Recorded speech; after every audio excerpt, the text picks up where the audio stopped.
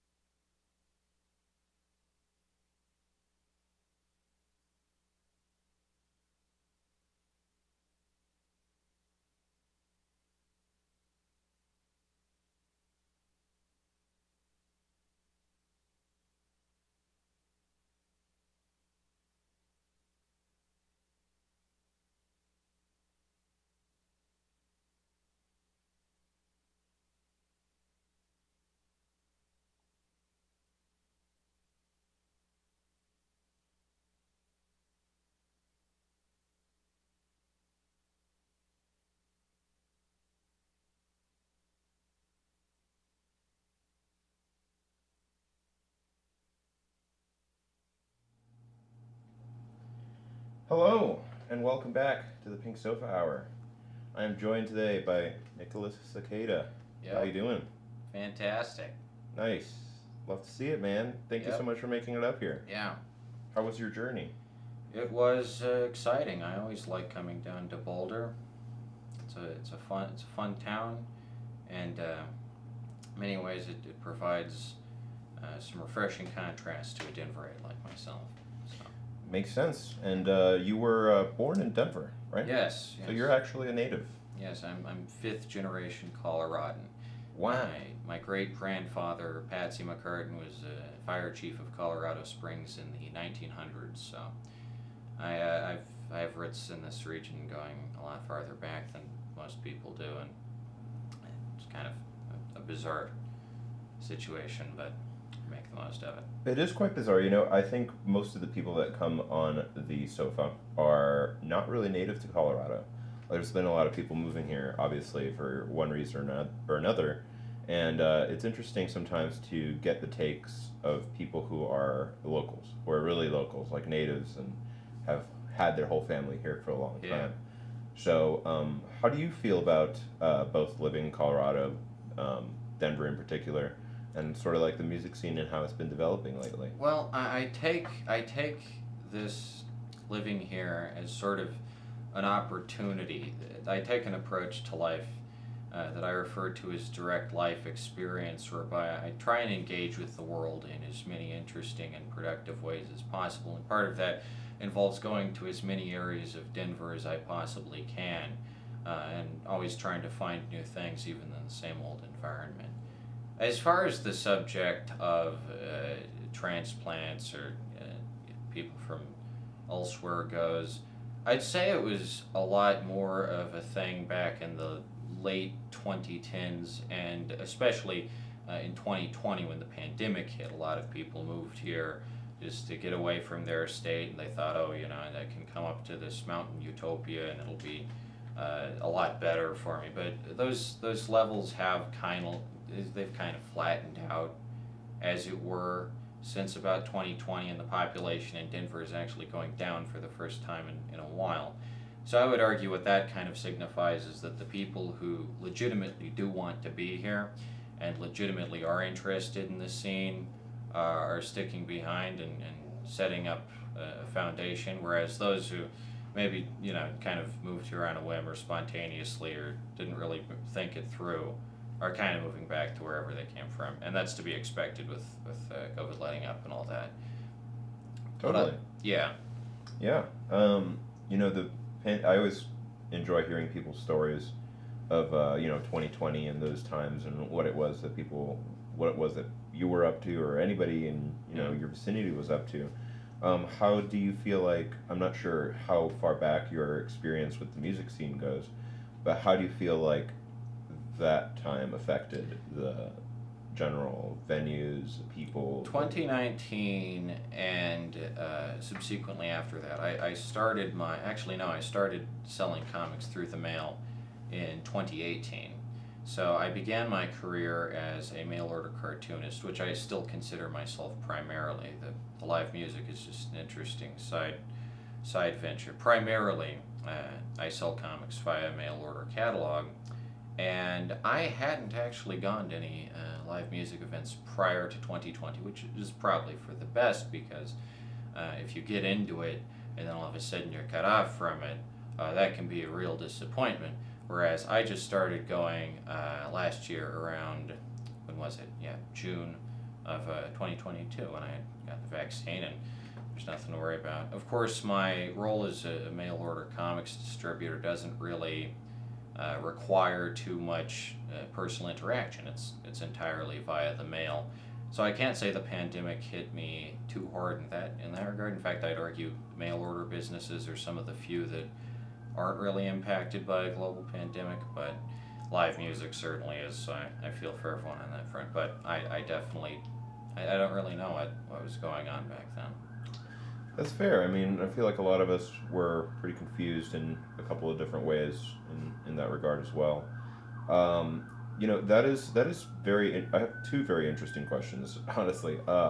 One, mail order cartoon work. That is not something that Yeah. I knew was part of the Cicada cinematic universe. Do you want to talk a little bit more about that? How did you get into that? Yeah, I've wanted to be a cartoonist from an extremely young age. I was like 3. I've read a lot of comics, and I've engaged with comics from a very young age, and I consider them just a fantastic medium. So back around like 2019, 2020-ish, I wasn't too receptive to the concept of independent music. I certainly didn't imagine doing it myself. But I tried selling my comics online, basically, and this was a terrible idea because obviously my business model is based off mail order, and the mail order ecosystem is very different from the internet ecosystem, and the internet does tend to be pretty hostile towards people. You know, I am asexual, so I'm LGBTQ+, and I have autism, so this led to a sort of hostile environment on the internet. I was attacked by a couple conservative troll forums, harassment, misinformation, etc. Yeah. But as it turned out, there was one British rapper online who was actually pretty receptive to my stuff and always just extremely polite. And I was like, you wanna make a collab album? And he's like, I'll produce this album. And that was 2020's Did You Eat Your Vegetables Today, my first album, which contains the song, what is it, Breast Alcohol Establishment on it. I'd consider it kind of my first big hit, and since then I've gone on a solo career. I used to see comics and music as kind of in opposition to each other, and you do one, you can't really do the other. Cartoonists should inherently dislike musicians and but since then I've adopted a much more respect and an understanding of just the intricacies of musical composition and the potential of recording your stuff onto tape. And of course I've put a lot of my videos onto VHS and a lot of my songs onto compact cassette, so I can sell those through my mail order catalog just like my comics, which is extremely cool. So how did you get into doing a mail order business in general? That feels like a pretty unique line of work to discover, and I understand the way you got into comics in general, but how did you find out that people wanted to purchase comics from you? Mail order is, I would argue, an important industry to preserve. In the 90s, I go to the Denver Zine Library regularly. I think it's one of Denver's most important institutions. I see all these zines with just great bands and great zines and stuff that people just would set up a P.O. box, wait for the orders to flow in, wait for the checks, money, and whatever to flow in, and that's how people used to do commerce, and I think that's important. I think mail is the best way of communicating openly, honestly, effectively. These days I have lots of pen pals in the zine industry and mail order industry who are very receptive and polite and extremely cool people. And I think mail order is a great subculture. And yeah, pretty much I think I'm the largest or possibly the only mail order comics distributor in Denver, but to this day, the only way I sell my comics really is through mail, people sending me cash to my address, or I've stocked up a couple local comic shops, and I'm receptive, of course, to stocking up comic shops nationally if they want to, but mainly I use mail for the convenience. It's extremely efficient, and you can ship comics nationally and internationally, and also it's a constitutionally provided establishment. The United States Postal Service is one of the most important government bureaus, and I would argue one of the just most well run. It's crazy efficient, and I like it so much. Selling stuff through the mail is so cool and rewarding. It's got to be a very unique and interesting experience to be running a business like that, and also trying to do effectively, music and a little bit of music journalism, which is the subject that I wanted to touch on a little bit. Right. Now, as a fellow, I suppose I could consider myself a little bit of a music journalist. You're here, I'm sort of journaling about you right now. Right. What has been your experience of going around the music scene and asking people questions? You do a little bit more sort of like on the ground reporting. You get out there. Yeah. You talk to people at venues. Yeah. My work relies on spontaneity. I would argue that's the appeal of it. There's a lot of people who probably don't even know which video they're in or aren't really sure. But my series Asking Interesting Questions has been going since summer last year. So I've been doing it for about 10 months at this point. It's almost a year old. And I'm glad I got into it that early because it's fascinating. I mean, just talking to people spontaneously. They talk into the camera, they go at it. And the format I have too is great. I'm able to edit all their responses together and ensure that it comes through clearly. And I try and present their arguments and thoughts in as much good faith as possible. But editing is certainly my forte, making quick, snappy cuts that keep the audience invested. Sure, yeah. I kind of tend towards the opposite end of the spectrum. Most of my shows tend to be pretty much just conducted live, and I try to maintain a certain pace and good segues to the conversation so that things are an enjoyable program from start to finish.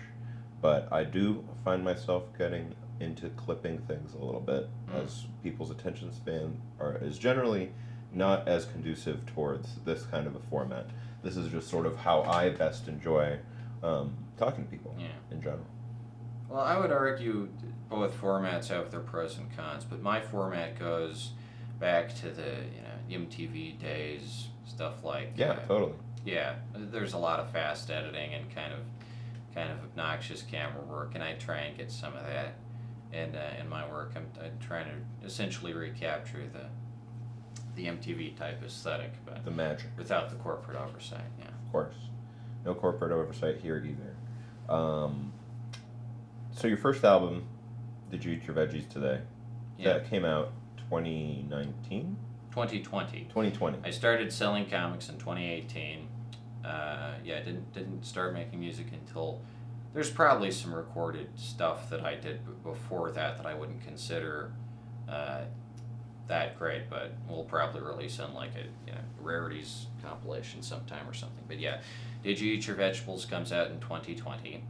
That was a collaboration. Yeah. With a British rapper like Professor Elemental or Scroobius Pip. It's not exactly the type genre I fully understand, but it's good production value, really good production value.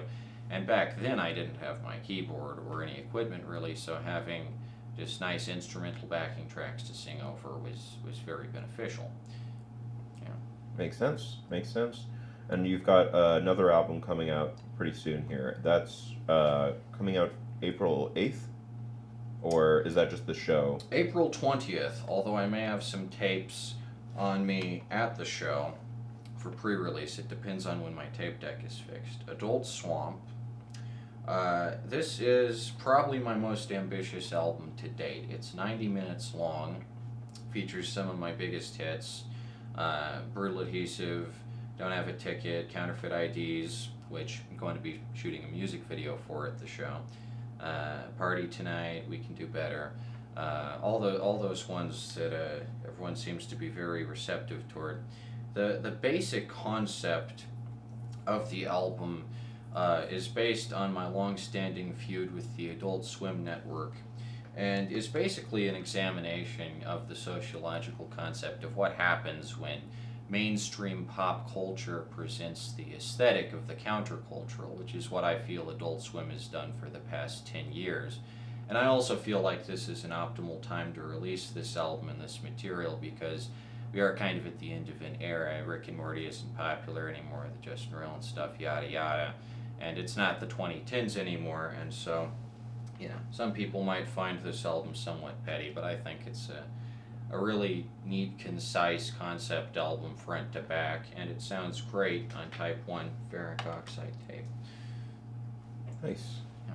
That's, a very compelling sort of narrative around the music behind some of this that's on this album. Would you describe some of these tracks particularly as aimed at some aspects within some shows in Adult Swim, or are some of these tracks kind of just have their own concepts built into it? It is a concept album, so all the songs are loosely connected to that theme some a lot more obviously than others, but generally when I go into an album, I try and, at the very least, make each song flow seamlessly from one into the next, such that the listener understands what they're getting into. But I would say that, yeah, the theme of the counterculture versus the mainstream has always been particularly fascinating to me. And I think, like I said, this is kind of the point of a paradigm shift in the public consciousness. So, yeah, this tape, essentially I built a kind of universe up into it. It's kind of like the Max Headroom movie, 20 Minutes into the Future, whatever it's called, with those blipverts that are subliminal advertising. The basic premise behind this is there's a cable TV network whose content is so bad that it contains STDs, which are transmitted along the wires and other horrible diseases. And so basically that's the idea. It's very spiteful stuff, but it is, I think, culturally relevant and will probably be looked at fondly. I think that it's fascinating that you have such imaginative ideas. I mean, I think a lot of cartoonists are quite privy to having a lot of use of their imagination as it is, but translating some of that stuff into a musical paradigm, I think, is a really nice way for you to express some of these ideas. And as far as ideas go, they are particularly well formed in a way I don't normally get to interact with, and Yeah. I personally enjoy that. I feel like when there are sort of like when there's a lore to an artist and their music and how it is that they approach something, it's a lot more interesting than just having songs about, X, Y, or Z, or how you're feeling that day. There's a ton of lore to this stuff. I'm currently building up an entire science fiction horror mythos referred to colloquially as the alternate state sequence, and I'm telling it across music, writing, comics. It all ties into each other. At the live show, I'm definitely going to be giving away a copy of my tape, Hypnagogic Archive Unlabeled Tape 1016, which ties into this larger sort of multimedia narrative that I'm constructing all the time. And I was actually about to ask a little bit about Hypnagogic Archive. Sure. As it is the channel header video to your channel, which is almost unreasonably prolific. Yeah. When I see people, have a certain amount of subscribers, and they have more videos than they do subscribers, it's a bit of a shock. You post videos almost like 2-3 times a week. Yeah. And they're long videos. Yeah. And you edit them. Yeah, I mean, I've been making videos since around 2018, and these days the market on YouTube is very oversaturated. It's extremely difficult to get to 1,000 subscribers for monetization. Even if I did get to monetization, it'd probably be a massive hassle, so I probably won't even opt for that, not to mention all the censorship. But, yeah, I mean, I've been putting them out since 2018, and it's really pretty difficult to get to a crazy subscriber level, like the point where it just runs off in 1,000, 2,000, whatever. So, but I would argue that, I do put out a lot of videos, and not only do I put them out on my main channel, I have a lot of secret channels and stuff sprinkled throughout the web, so anyone who can find those, kudos to that. But the largest side project is Hypnagogic Archive. There's 26 videos in that currently, which I do sell on a VHS compilation, and that has around 4,000 subscribers. That's definitely my most popular work to date, but a lot of people don't know I'm behind it. But I put out a Hypnagogic Archive comic last Halloween, and then on April 20th I'm putting out my new comic, The Divine Tapestry, No Respite for the Weary, which is a sequel to my comic, The Divine Tapestry, A Slow and Unyielding Descent, which came out April 20th last year. I try and get 2 comics out per year, one on Halloween, one on April 20th. I find that's a nice schedule, and I like celebrating my birthday by putting out a comic. It all ties into each other. Makes a lot of sense. I also think that birthdays are days that you can be very kind to yourself and give yourself a gift, and Yeah. there is really no greater gift than sort of releasing something, expressing yourself, and being Yeah. the best version of yourself that you can be, Mhm. which definitely feels like you're going for that, Yeah. which is cool. Mhm.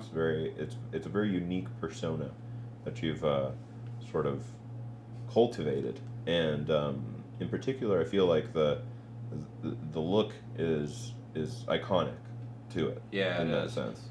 I Everyone always talks about the hat. Like there's just these like girls on their trampoline in the backyard. They're just like, hey, that hat is I don't know.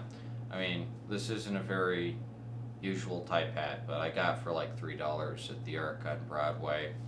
Same with this jacket, scarf I had for a while. I got this watch. But yeah, I would argue that in many ways, all this stuff kind of. I mean, I would The also say. glasses.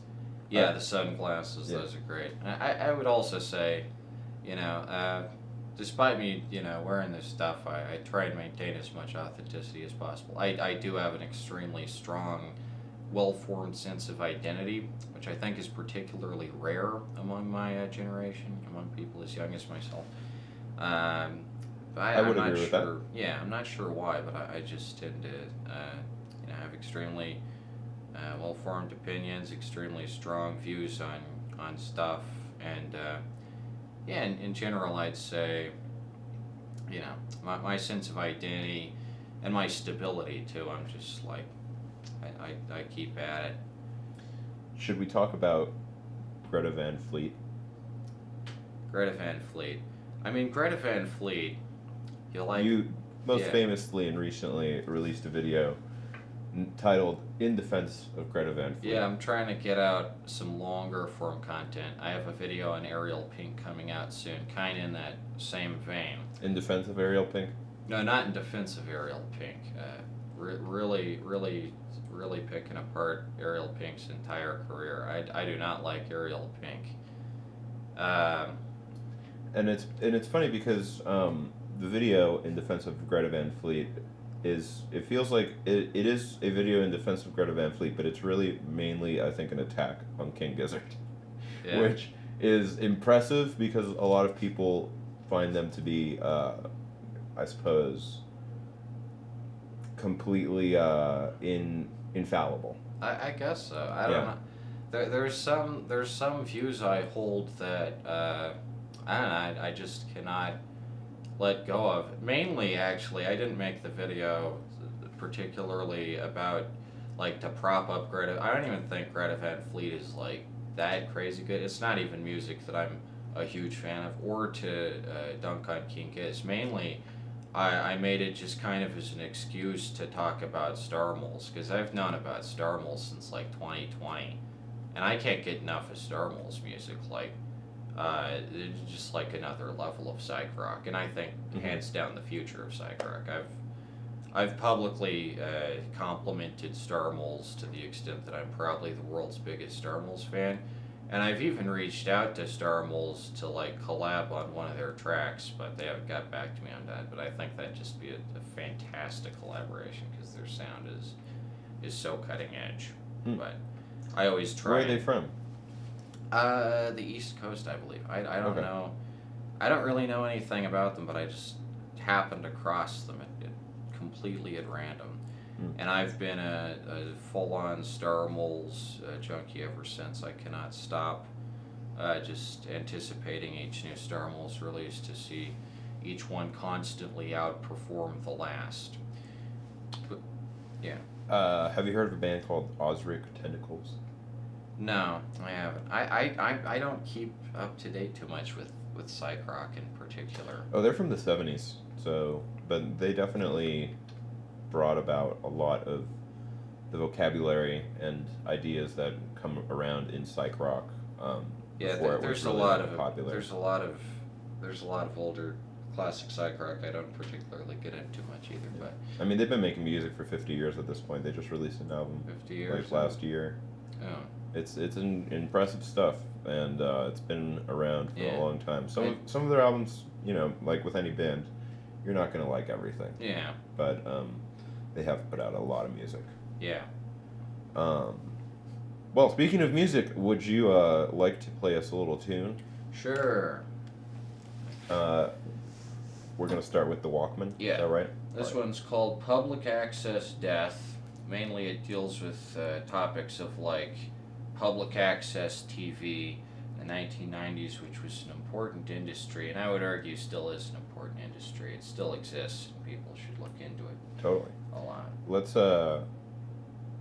just cut real quick to a loading screen while we get to the Walkman. All right.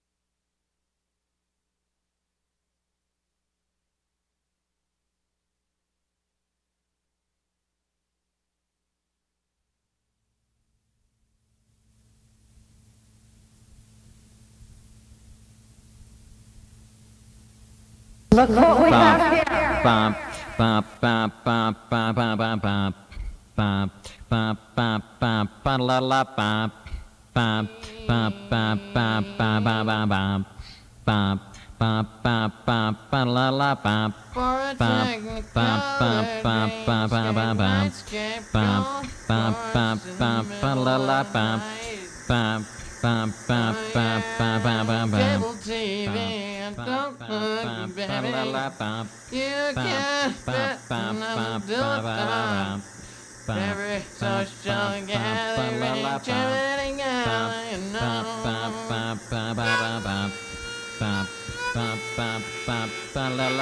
Public access death, public access death, public access death.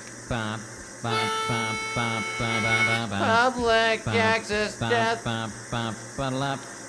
You better get ready for a Technicolor dreamscape. Romeo and Juliet broadcast across the air. Waves and you don't know.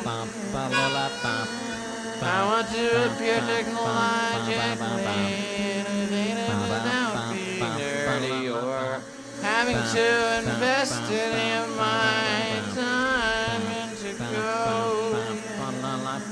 Public access death, cable TV, don't look, baby. Static, you hear the static and you're ready. Oh yeah, yeah, yeah, it's public access death.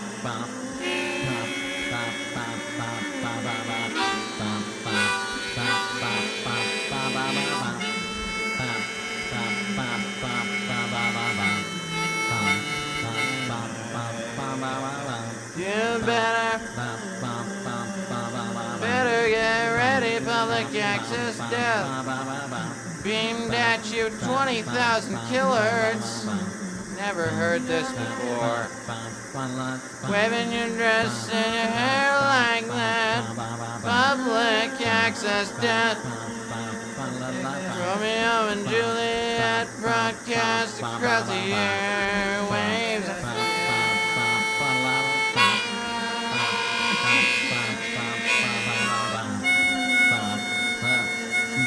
La la la la.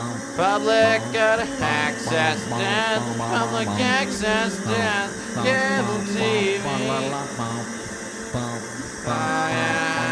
Technicolor, 50,000 kilohertz. Stands out, he wakes like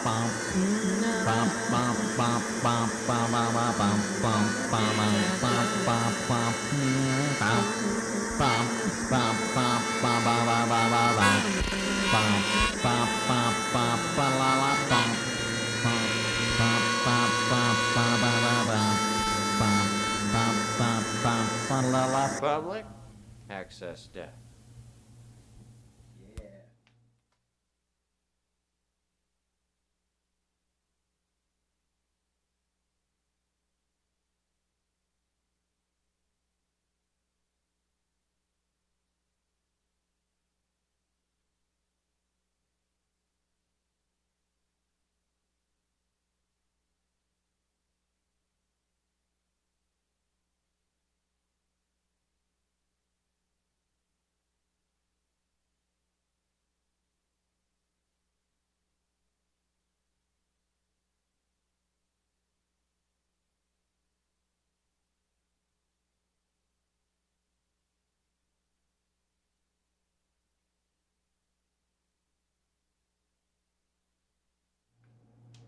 And we are back with Nicolas Sequeira. Thank you for that, Nick. That was very cool. Yeah. Mm-hmm. That was unique. I mean, Yeah. I'm sure you get that a lot. I do. It's courageous, almost, is what it feels like. Yeah. The music is unapologetic. It has a lot of distinctness to it. Like it's hard for musicians oftentimes to break away from what it is that they enjoy listening to and how it is that they make music. And it's clear where people's influences come from very regularly, but in regards to the music that you make, I think that it really it feels like it comes out of left field. Yeah, I refer to the genre of music I produce as Denver New Wave, D&W for short. In that I feel the closest thing to it is New Wave of the 1980s, which I didn't even really get into until a couple years back. But if you listen to groups like Devo, Blondie, B-52s... Viagra Boys, maybe?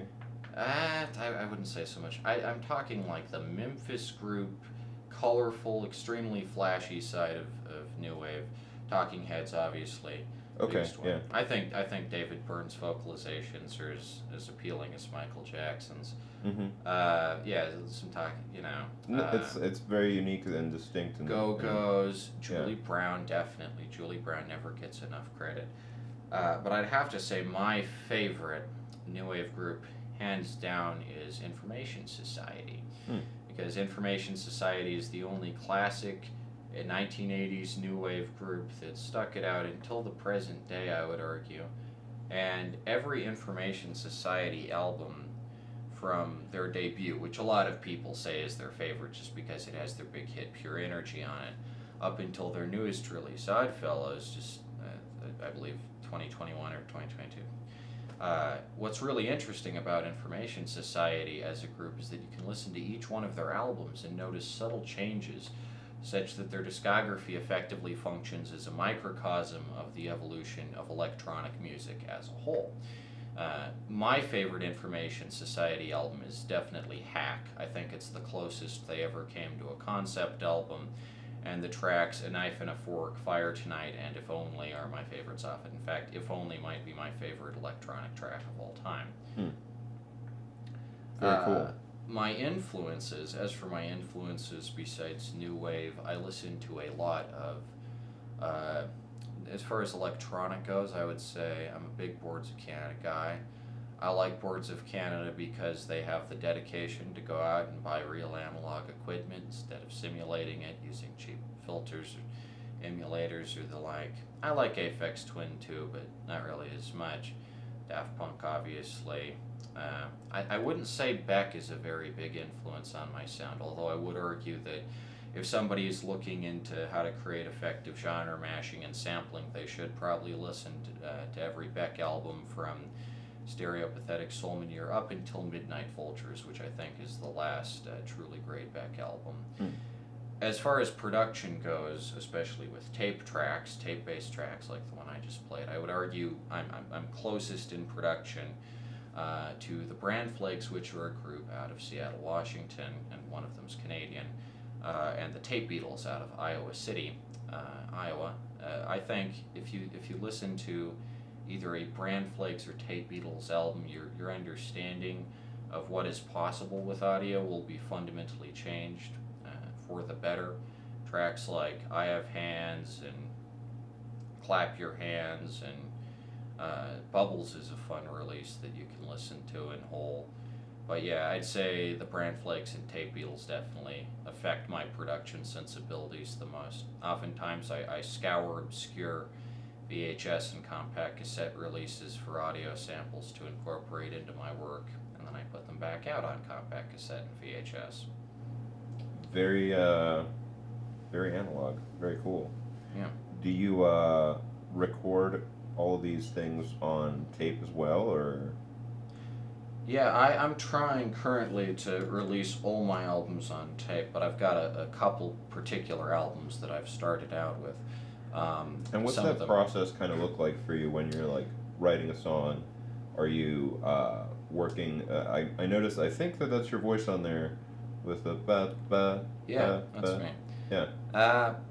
Compositionally, it varies quite a bit. I usually try to maintain a decent balance between sampling, original keyboard loops, and I'm looking into getting a theremin. I think theremins are fantastic instruments. They're the original synths.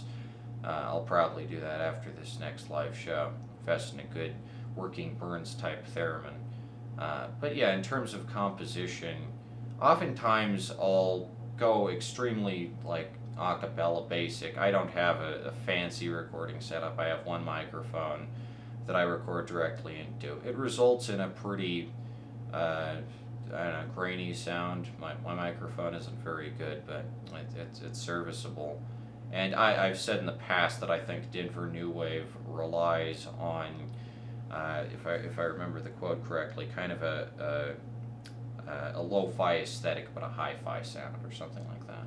Okay. I have an entire video explaining the intricacies of Denver New Wave as a genre for anyone who's looking to get into it. And also to participate in it. I think there should be a thriving Denver New Wave scene that I'm just the first component of. And that was one of my questions actually, is who else do you see as sort of contemporaries to what it is that you're producing as music in the Denver scene in general? See, that's the thing, is that Denver New Wave is designed to portray Denver in the way that I think Denver actually is, which isn't some mountain utopia. It's a grimy, modern, 21st century city.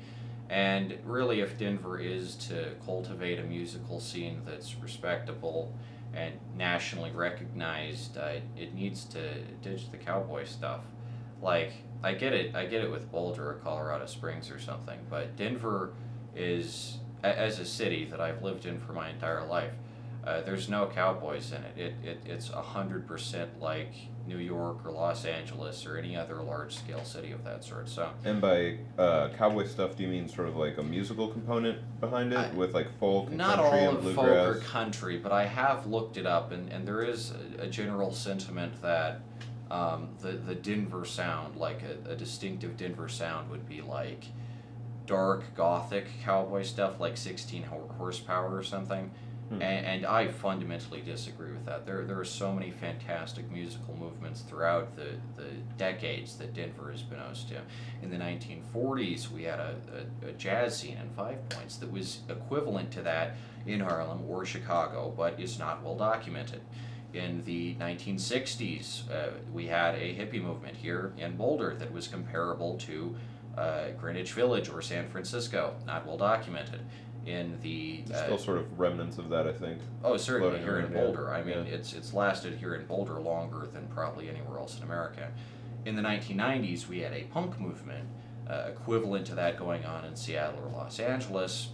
really poorly documented, and nobody bothered to think, well, we can kind of amplify this into a larger cultural movement. So I would argue that anyone who comes to Denver and says, where's all the hip hop, where's the industrial, where's the techno, where's the more cutting edge genres, it's because Denver has kind of a weak cultural memory. But I would argue that if you're to make it in the Denver scene, you need to have a deep-seated respect for the history, and you've got to actually pay attention to what came before you. One of the most inspirational figures to my ethos is Clark Saturn, leader of a group called LD50, which operated in Denver in the 1990s. And I've been in contact with him for a couple of years now, and he's just a fantastic figure. I see him as the forefather, essentially, of Denver electronic, or at the very least, a major figure in it. Nobody knew who his name's LD50 is the name of the band? There's LD50, and then there's another one called PH10, which I believe was later. But this was a fantastic group that did extremely cool things with samplers and repeaters and all kinds of wild equipment. But nobody even knew who this guy was until I made a video on him, and I effectively revitalized his career. Just because Denver doesn't tend to effectively document its musical participants. I think that there is a sort of agreement with a lot of Denver musicians in general and people who sort of support the scene that the people in general in Denver are not really musically inclined in a locally centralized kind of way. Like there's a lot of people that enjoy going to music events, enjoy concerts, but rarely go support people that are actually part of their community. They'll go to like Red Rocks for like Skrillex and stuff like that. What Denver New Wave does, in effect, this is my goal that I've stated with Denver New Wave, is to create a sound that cannot be mistaken for any other sound. Prince in the 1980s created the Minneapolis sound with participants like Morris Day. Kurt Cobain, obviously, grunge for Seattle. You listen to grunge, you go, oh, that's Seattle. When people listen to Denver New Wave, the idea is you think, well, this obviously came out of Denver. Are there any other artists right now in the Denver New Wave sort of ecosystem that you would consider? Or? I wouldn't really consider any of the ones I've heard Denver New Wave, no. But to anyone out there who's attempting to get into it, I would recommend investing in a good quality legit 1980s synthesizer keyboard like this one. Get a drum machine, preferably a Soviet drum machine. They're very well built, not just an 808. Everyone uses 808s. Get a Soviet era drum machine because those sound great and they have a nice pulse to them. And the other element would be either harmonica or acoustic guitar or something like that kind of gives a kind of Denver sensibility to it, although of course that's optional. The main component is it's got to have effectively the aesthetic of classic 1980s new wave, like the B-52s, Blondie, Devo, etc.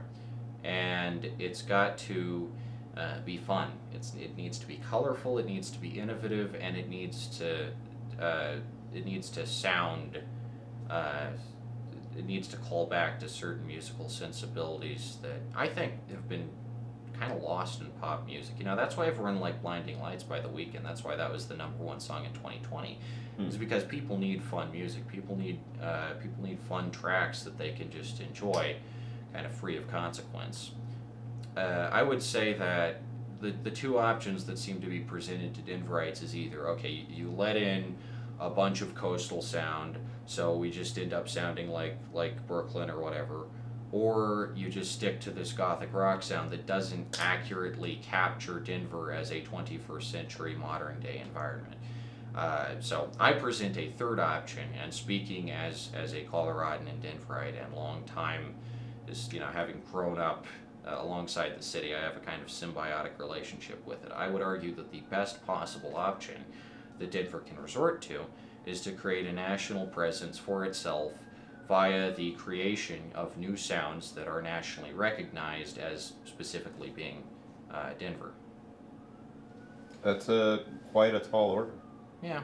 I would say. Yeah. I think that as ambitious as you are, that does seem like it's your life's mission in a way right now. So Yeah. I certainly wish you the best. Starting a whole, cultural identity Yeah. definitely requires a little bit of community as well. Yeah. So definitely you're doing the right thing by getting out there, meeting a lot of other musicians, getting your sound into people's brains, and if people really enjoy it, they'll definitely start to Yeah. make similar sounds. Once there's enough Denver New Wave, probably put together a DNW festival or something. There you go. Yeah. People would go for that.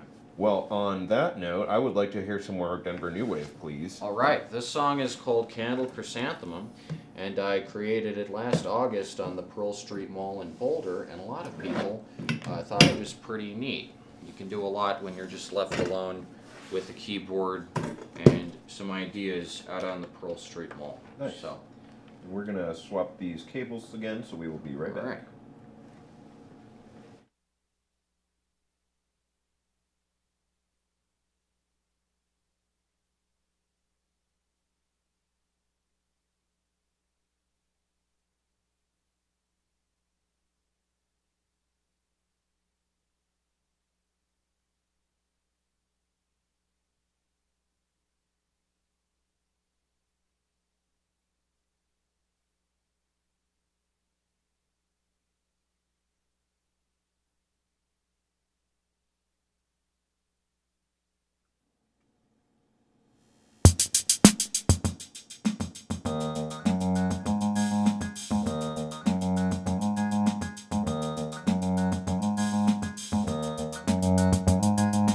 Oh yeah, yeah. You know where you're coming from. Oh, you're a candle chrysanthemum. You know you're on fire, girl. You're a candle chrysanthemum. Yeah. You are a blaze. 2,080 degrees in the shade. 2,080 degrees in the shade. You are a fire vortex. Burn at the surface. Light up the edifice. Juice up the hot rod, light up the fuse box. You are a candle chrysanthemum, flower of fire, burning in the desert. There ain't no stopping you, ain't no putting you down, girl.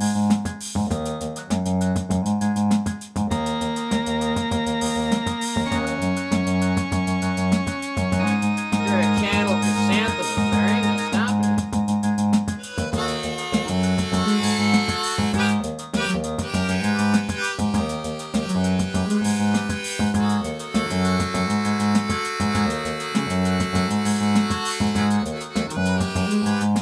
Don't deprive her of oxygen. She's a candle chrysanthemum. Yeah.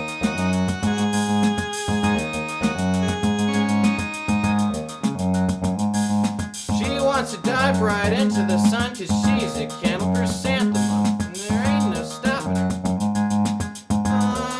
Right up to the hills like sunflowers and daffodils. 16 octane all day, every day. It's a disco inferno. Oh, burn, baby, burn. Oh, it's a disco inferno. You know you're on fire, girl. Oh, you're a candle chrysanthemum. Yeah.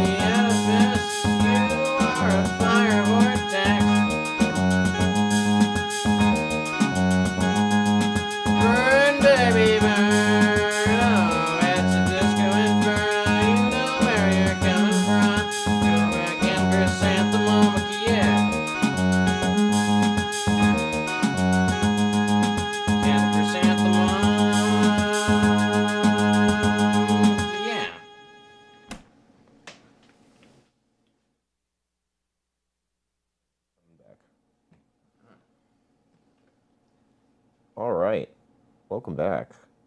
That was a nice high energy track. Yeah, I would say it's the closest adjacent thing I've got to disco. The Casio has a lot of pre-programmed instrumental beats to it, and I always like playing that one. But it's especially good in live setting like the Pearl Street Mall, which is probably why it was conceived of there. I just started messing around with the controls, and next thing you know, I got one of my biggest hits on my hands. Yeah, you know, it feels very much authentic to the 80s to be playing around with that kind of a drum sound. And then I also think I hear a lot of David Byrne influence in how it is that you're using your voice in the nature of like the nasal quality oftentimes. Yeah, Yeah, yeah, yeah. yeah, It's a lot of fun. yeah. It is. So you're going to be performing some of these tracks at your show on April 8th? Yeah, Saturday, April 8th. April 8th. Merck Cafe, 2199 California Street, upstairs. Doors at 6, show at 6:30, and there's going to be a lot of fun surprises and stuff. And hopefully my tape deck will be fixed by that point. But if it's not, I do have one tape that'll probably be giving away a surprise at some point during the show. But I'll be playing 16 Denver New Wave hits, and there's going to be 2 openers, and it'll probably go late into the night, so it's going to be a lot of fun. It's my second live show after a show at the Roxy on Broadway back in December. Nice. And how did that go in December? It was really poorly scheduled, and only one person showed up. I think that's because the Roxy's new in Denver, and that's understandable. Really, I just wanted to give them kind of a piece of historical memorabilia with which they could kind of market themselves. Oh, Nick Sequeira played live first here, but it was really poorly planned. They tried to fit they didn't tell me I'd need openers until like the day of, and then they just got 2 random openers, and they tried to fit 2 hours of people into an hour and a half. And originally I had said, I want to show at 6 p.m. ish, and they pushed me to 10 p.m. and even then I got on stage 11 p.m. So nobody turned. I mean, this one is a lot more ambitious, but Yeah, and you've got the time and the experience now of how it is that live shows are. Was that your first live show playing at the Roxy? that was my first live show. But I think in general the Roxy just isn't exactly conducive to that type. I think it's more acoustic stuff, and that's fine. That's the vibes they're going for. But I do find that Merc Cafe is a lot more eclectic, although I do see a lot of good jazz there as well. Merck Cafe also is just they've got their stuff together. The Roxy only came in 2020, and I get that. I'm sure in 5 years they'll probably have it down pat, better at scheduling, better at putting something together. But Yeah. I do like the Merck. I've been going to the Merck open mic for the past about half a year, and I really like it. And that's also the mic where I first ran into Blank Slate. So Ah, yeah, nice. Who, by the way, Yeah. are the people that basically recommended you to come on the show. yeah, Blank Slate is fantastic. I think they're Big one shout of the out to most Blank Slate. for sure. promising acts in terms of Denver rock. I buy into their everything so much.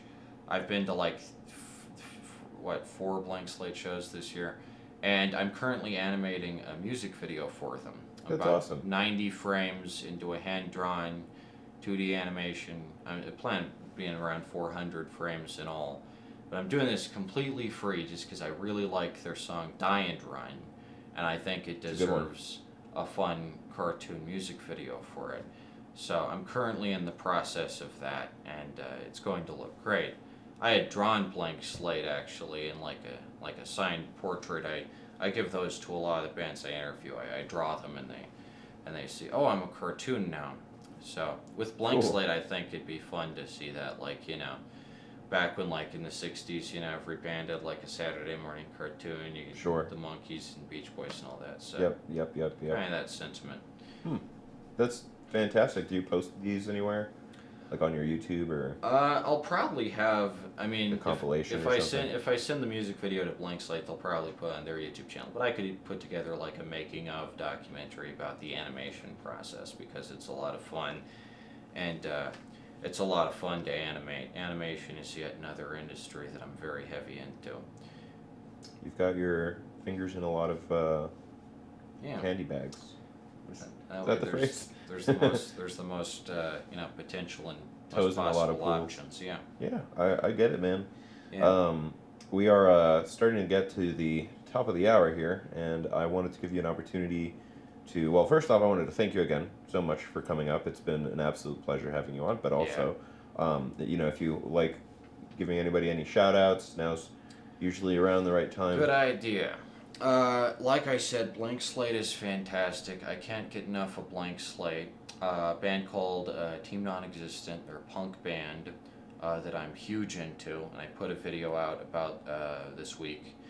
And lots of other Denver bands, Lonely Choir, Caterpillar Effect Records. I'm currently working on something called the Blackbird Renaissance, which is kind of about revitalizing Denver's artistic system or something like that. I'm not sure what. But I will be putting out a compilation of all my interviews pretty soon on VHS of all my favorite bands, so watch out for that. You've got a big show coming up 1 week from now. Saturday, Over at the Merc April Cafe. 8th, 6 p.m. upstairs, and it's going to be fantastic. If you've never heard Denver New Wave before, you want to get a good idea of the canon of the genre, then now's your chance. Well, you've heard it here first, folks, and thank you again for doing your very first interview with the Pink Yeah. Sofa Hour. I think Yeah.